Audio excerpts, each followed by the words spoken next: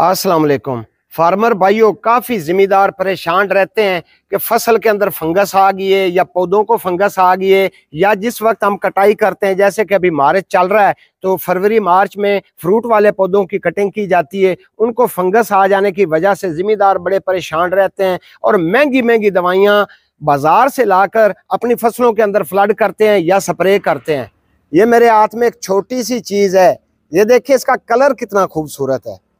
इसके जरिए और ये सफेद सी चीज है, इन दोनों के जरिए हम फंगस को कंट्रोल करेंगे और दोनों ही सस्ती चीजें हैं, बहुत सस्ती हैं, इनमें कोई ज्यादा पैसा नहीं लगता है। सिर्फ आपने ये वीडियो तवज्जो से सुन लेनी है। इस वीडियो को देखेंगे ना तो फंगस का मसला आपके जिम्मेदारी में किसी भी फसल में इंशाल्लाह नहीं रहेगा।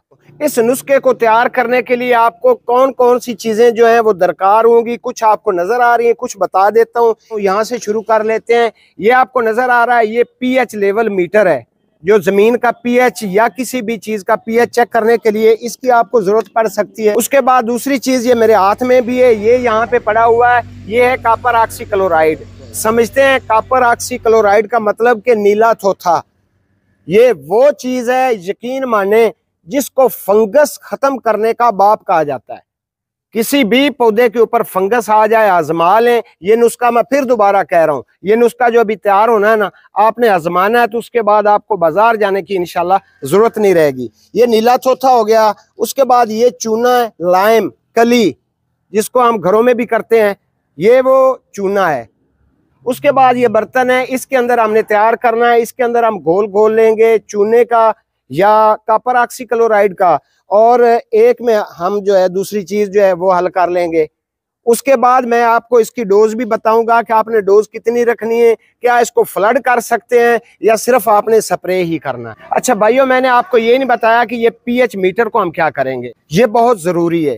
किस लिए जरूरी है? ये जो नीला थोथा है ना, इसका पीएच लेवल बहुत ही ज्यादा लो होता है और आपने इसको अकेले को कभी भी स्प्रे नहीं करना है। याद रखें, इसके साथ आपने चूना लाजमी शामिल करना है, क्योंकि चूने का पीएच लेवल हाई होता है, इसका पीएच लेवल डाउन होता है।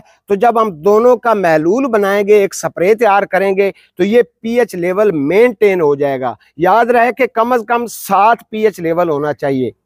इसलिए मैंने ये मीटर रखा हुआ है, इतना महंगा नहीं है, आप भी बाजार से ले सकते हैं। तो नीला थोथा और चूना, इसकी डोज क्या रखनी है आपने। ये जो नीला थोथा है ना, इसको ये आए असलम भाई, ये इसके अंदर डालें या बड़ी मट्टी के अंदर डाल दें, एक के अंदर इसको डालें। ये जो नीला थोथा है, आपने मिसाल के तौर पर अगर 1 किलो लिया है तो 1 किलो ही चूने का होगा, ठीक है। इसके अंदर डालें पानी और इसको हल करते हैं, फिर आगे का भाइयों को दिखाते हैं। लाएं अपना ये पाइप, मुझे पकड़ा दें और आप वहां से मोटर चलाएं। वो डंडा लेकर आए जरा। इसको तैयार करने का बड़ा आसान तरीका है, सिर्फ आपने ये करना है कि नीला थोथा आपने इसके अंदर डाल दिया है, इसको अच्छी तरह से आपने हिलाते रहना है, हिलाते रहना है, हत्ता के यहाँ तक कि ये पूरे का पूरा हल ना हो जाए, ठीक है। उसके बाद ये चूना है, चूना भी आपने अलग से भिगोना है। ये याद रहे, बेहतर ये है कि आपके पास मटका हो ना, मिट्टी वाला, उसके अंदर आप चूना 1 दिन पहले भिगो कर रख लें। मैंने चूंकि वीडियो बनानी थी, आपको बताना मकसूद था, इसलिए मैंने चूना साथ ही रख लिया है और हम अभी इसको हल कर रहे हैं अच्छे से। अच्छा, इसको अच्छे से हल करने के बाद फिर आपने चूने को, याद रहे कि एक बार अच्छी तरह से पुन लेना है, छान लेना है, किसी भी कपड़े के जरिए या किसी चीज के जरिए आपने इसको छान इसलिए लेना है कि आपने करना है स्प्रे, और चूने के जो सख्त और मोटे जर्रात होंगे वो नोजल में जाएंगे तो आपका स्प्रे पंप खराब हो सकता है, नोजल बंद हो सकती है। तो इसलिए आपने इसको पहले छान लेना है, छानने के बाद फिर आपने इसके अंदर इसको आपने मिक्स कर देना है, और मिक्स आपने कम अज कम 10 से 15 मिनट इसको हिलाते ही रहना है। बहुत ज्यादा अगर आपके पास फर्मेंटर है तो वेल एंड गुड, नहीं तो ये डंडा है, बस डंडे के जरिए आपने इसको हिलाते रहना है। लेकिन याद रहे कि डंडा जो है वो लक्कड़ का होना चाहिए।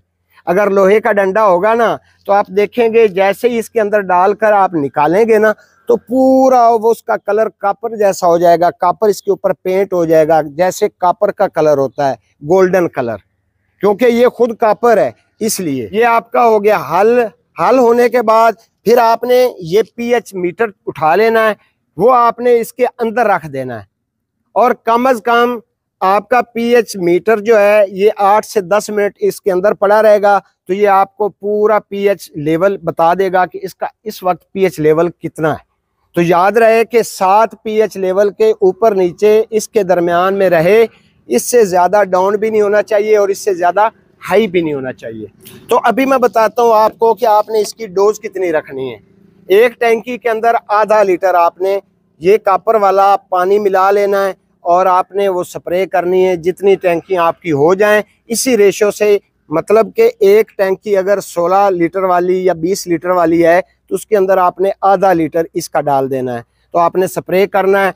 किसी तरह की फंगस, किसी तरह के डिजीज़ या पत्तों के ऊपर येलो कलर के नुक्ते लग जाते हैं, डॉट लग जाते हैं, वो फंगस और फंगस के आने का वो ऐलान होता है। कभी नीमाटोड की बीमारी आ जाती है, नीचे से जो जड़ें होती हैं वो बिल्कुल फूल कर मोटी हो जाती हैं।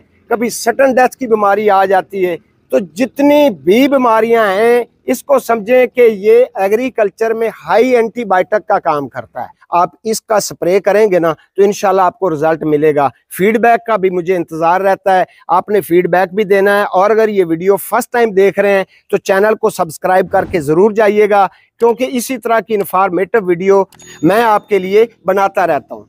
फार्मर भाइयों, तरह तरह की दवाइयाँ लाने से बेहतर है एक बार इसको आजमा लें। यकीन माने आप मुझे दुआएं देंगे।